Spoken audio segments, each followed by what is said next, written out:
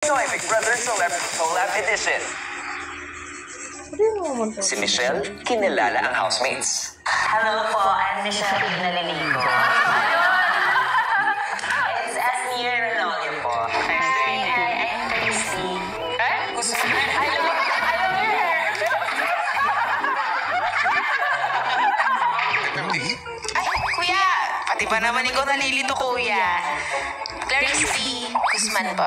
Naiinis na nga po ako. Medyo nalilito po sila, kuya. Pero nagigets ko naman. Bago pumasok. may mga gamit ako na baka kailangan. Sobrang Latina, sobrang Blandina. Aha! Can I call you kuya? You can call me whatever you want, darling. Happy kami, kuya, na medyo natanggal at na-distracted kami sa mga pangyayari today. Maya-maya pa, iwanan ni Michelle ang kanyang mga gamit.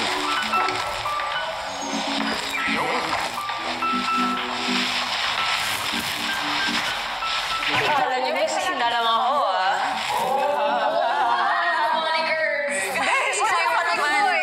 Kinaya ko yung 14 luggages sa miss yung mag-isa, kaya ko yan. Kaya ko yung isa. There's a healthy closet here. Si Michelle, agad nakipagkwentuhan sa mga girls. What's the best meal you've had here so far? For you, what's the best meal?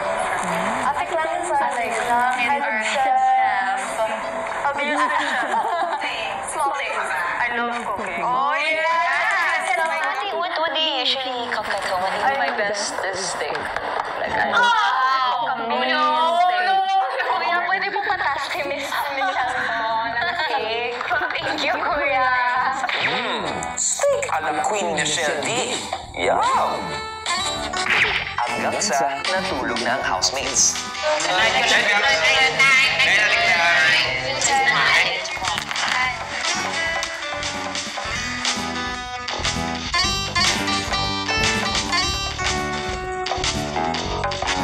Paano kaya makaka-adjust si Michelle sa loob ng bahay ni Kuya at ano ang magiging papel niya sa ating mga housemates? Yan ang ating malalaman sa mga susunod na araw. Good evening, kapuso at kapamilya all over the world. Samantala, isang malaking hamon din ang haharapin ng housemates na may kinalaman sa kanilang mga duos. Kung ano ito, narito ang kwento.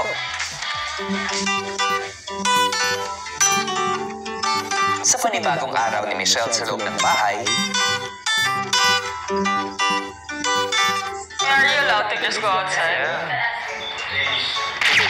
What year ka po nagsa-start ng pageantry? First ever 2019 Miss World, Philippines. So, agad-agad na yun. And then I won Miss World Philippines 2019. Unang sabak. Slay! Unang sabak. And then second yung 2022 as first runner-up. 23 yung nanalo na ako. Wow! So hindi rin talaga siya overnight. Tagal din. It's exciting to meet her and get to know her better, kuya. Sobrang ano ko talaga noon. Eager na eager akong makahawak ka ng mic. I know, right? Ready. Yun yung sobrang pinaghandaan ko. Pero kasi you have to get there first eh. That's why every aspect of the competition, sobrang pinaghandaan ko talaga. Kasi kailangan umabot sa top 5. Tapos hindi. And then that's life.